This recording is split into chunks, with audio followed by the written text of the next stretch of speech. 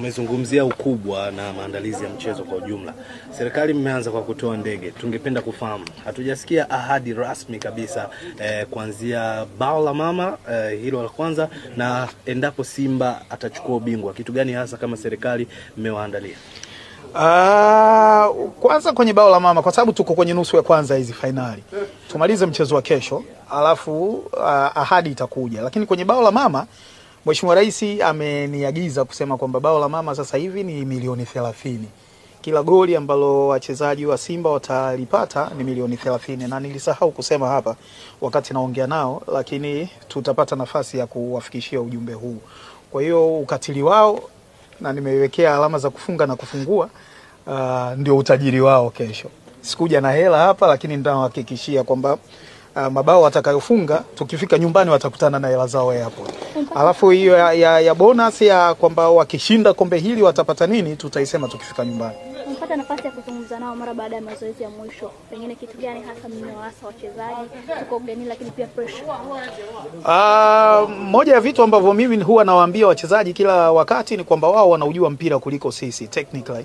Kwa hiyo sisi tunachokuja ni kuwatia moyo na kuhakikisha kwamba wanafahamu kwamba tunawaunga mkono, tuko nyuma yao, na yale yote yanayotakiwa kufanywa nje ya uwanja tutayafanya. Ile kazi ya ndani ya uwanja ndio ambayo sio ya kwetu, na tunawategemea wao kuifanya. Ndio hicho kitu ambacho kimsingi nimekuwa nikiwaambia na nimewaambia leo tena. Mheshimiwa, kwa kumalizia, moja kati ya story kubwa ambayo inaendelea hapa Morocco ni kushangazwa kwa hiki ambacho kimefanywa na Simba.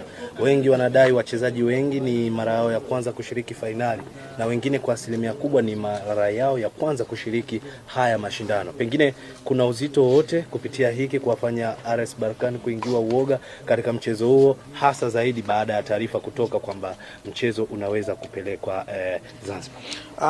RS Berkane wanatakiwa kuiogopa Simba. Simba kiukubwa ni klabu kubwa kuliko RS Berkane of course. Moja, lakini hata project wakati Fadlu anakuja mwanzoni mwa msimu huu kulikuwa na mipango ya namna ya kuendea msimu na kuendea misimu kadhaa ya mbele.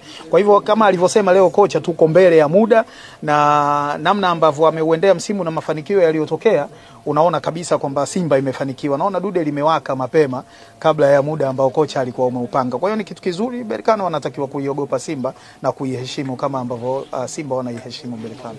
Simba Simba bana, ongereni kwa mazoezi. Tumeshuhudia yote toka mwanzoni, na watu wote hapa unaona nyuso zao, kila mtu ana furaha. Na here we are again brothers, you know the drill.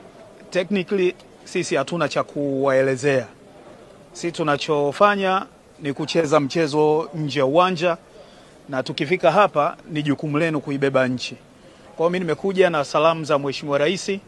Niko hapa kwa ajili ya kuiwakilisha serikali na kuonyesha jinsi ambavyo tuko pamoja kama ambavyo tumekuwa pamoja huku nyuma.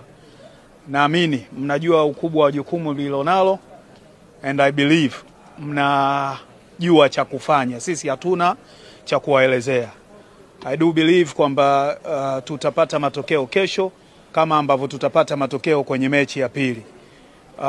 All I'm asking from you ni kuweka Simba kwenye mioyo yenu, kuweka Tanzania kwenye mioyo yenu, na mtuwakilishe vilivyo. Tulikuwa na ugeni wa Mheshimiwa Naibu Waziri Mkuu hapa Morocco, na amenipa salamu kwamba alitaka kuja kuwasalimia, lakini ratiba ilibana. Alitaka kuja kabisa Berkane kuwasalimia na kujumuika na nyinyi kwa namna moja ama nyingine, lakini ratiba imekuwa ngumu, lakini anawasalimia sana na anawatakia kila laheri kwenye mchezo wa kesho. Kwa hivyo mambo mengi yanaendelea, naomba mzibe masikio. Jukumu lenu ni dakika 90. Haya mengine kuna watu wengine ambao tutakuwa tunayafanya. Nawatakia kila laheri, muwe na mchezo mwema na mpate ushindi, muibebe Tanzania, muibebe Simba Sports Club. Simba umoja. Simba umoja. Kila laheri brother. Asanteni sana. Bye.